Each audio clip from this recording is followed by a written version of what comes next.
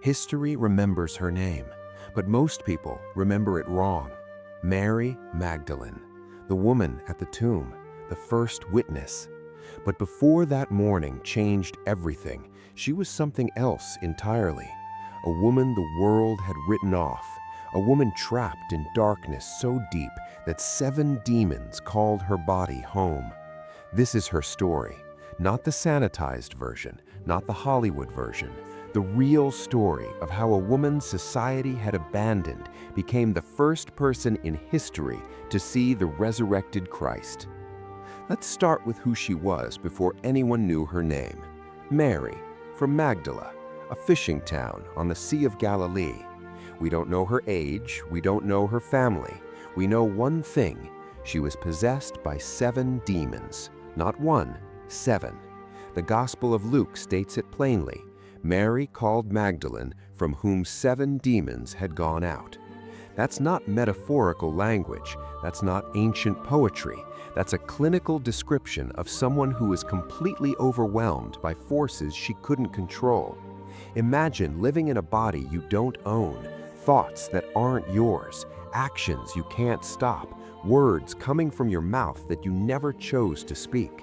7 different entities fighting for control, your mind fracturing under the weight of voices that never stop.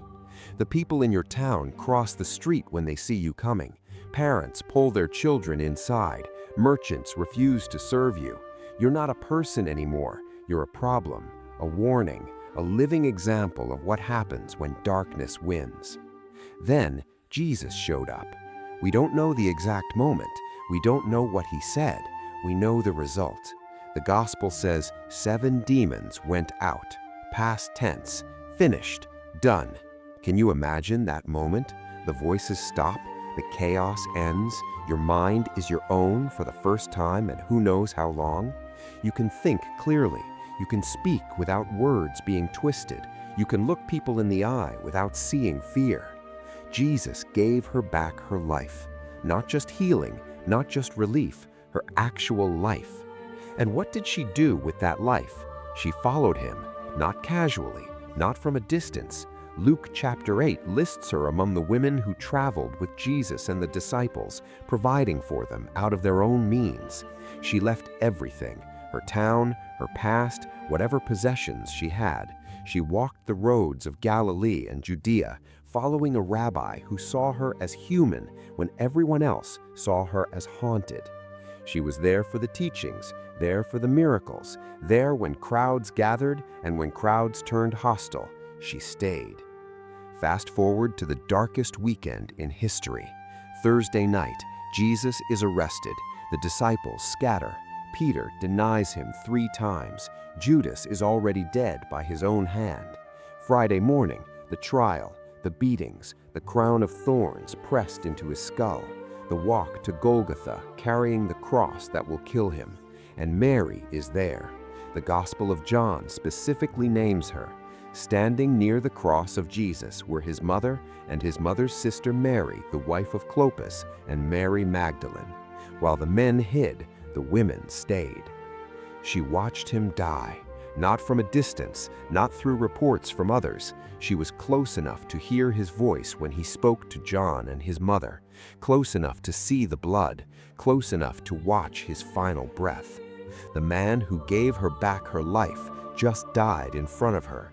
The hope she'd been carrying for 3 years was nailed to wood and left to suffocate. Friday sunset, they take his body down. Joseph of Arimathea and Nicodemus wrap him in linen with spices. They lay him in a new tomb carved from rock. They roll a massive stone across the entrance, sealed, finished, dead. Saturday is silent, the Sabbath, no work allowed, just waiting, just grief. Mary sits with the reality that he's gone. Every promise feels like a lie now. Every miracle feels like a distant memory. Death won. Friday proved it. But Sunday morning changes everything. Before dawn, while it's still dark, Mary Magdalene goes to the tomb, not to worship, not expecting anything. She's going to anoint a corpse. That's what you did. That's what the culture required. She's carrying spices and oil. Her hands are steady. She's done this before. She knows death. She reaches the tomb and stops. The stone is gone, not moved aside, gone, rolled away from an entrance that should be sealed. Her heart drops. Grave robbers, desecration. They couldn't even let him rest. She runs, not away, toward the disciples. Peter and John are still hiding, still processing, still broken. She bursts in. They've taken the Lord out of the tomb, and we don't know where they've laid him. Peter and John run to see. Mary follows. They reach the tomb. Peter goes inside. The linen wrappings are there, folded, organized, not torn apart like robbery, not scattered like panic, arranged. John sees it and believes something, but doesn't understand what. The men leave. They go back, but Mary stays. She can't leave. She stands outside the tomb crying. Everything is wrong. He's dead. Now he's gone. She bends down to look inside the tomb one more time. 2 angels, dressed in white, sitting where Jesus' body had been, one at the head, one at the feet. They speak. "Woman, why are you weeping?" She doesn't even react to the fact that these are angels. She's too broken. They have taken away my Lord, and I do not know where they have laid him. She turns around, steps back from the tomb. The sun is starting to rise. Dawn is breaking over the garden. A man is standing there. She doesn't recognize him. Her eyes are full of tears. Her mind is fractured by grief. She assumes he's the gardener. Makes sense. This is a garden tomb. He works here. He might know what happened. "Sir, if you have carried him away, tell me where you have laid him, and I will take him away." Silence. Then one word. Mary. Her name. The way he says it. She knows that voice. Rabboni. Teacher. Master. It's him. Everything she thought was true for the last 36 hours just shattered. He's not dead. He's standing in front of her, alive, breathing, speaking. The tomb is empty because he's not in it anymore. Death didn't win. Friday wasn't the end.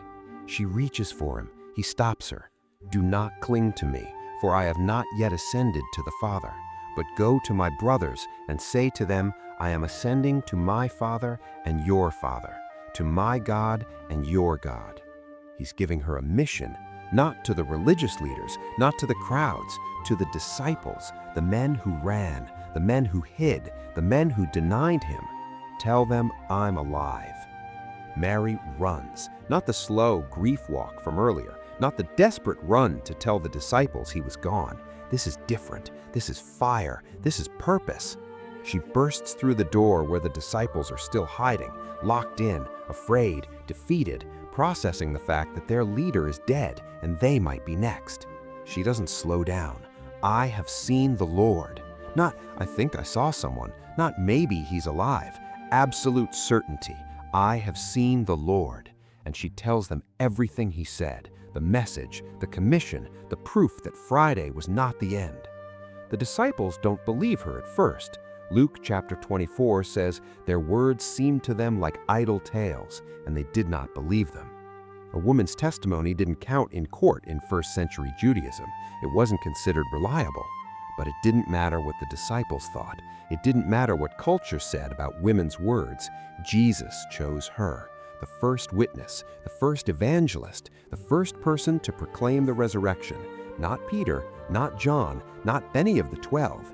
Mary Magdalene, the woman who used to be possessed by 7 demons, the woman society threw away, the woman Jesus restored. She was the one he trusted with the most important message in human history. Think about that choice.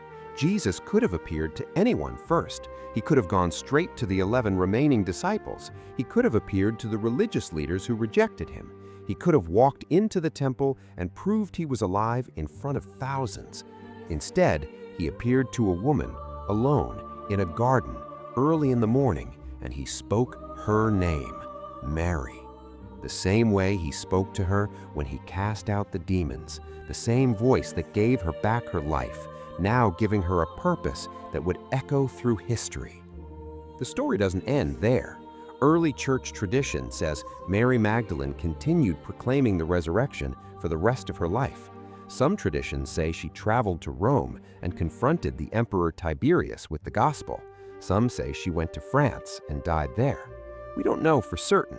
What we do know is this: she was there at the beginning, she was there at the end, and she was there at the resurrection. When everyone else had given up, she showed up. When the men ran, she stayed. When hope seemed dead, she carried oil to anoint a corpse. And because she showed up, she became the first witness to the greatest event in human history. Her story is a story about redemption, not just healing, redemption. She went from possessed to proclaimed, from outcast to evangelist, from darkness to destiny. Society said she was worthless. Demons said they were she's. Death said it was over. Jesus said her name, and everything changed. The tomb is empty, death is defeated, and the first person to carry that message was a woman the world tried to forget, a woman Jesus made sure we'd remember. Mary Magdalene, the apostle to the apostles, the first witness, the woman who heard her name and recognized the voice of resurrection.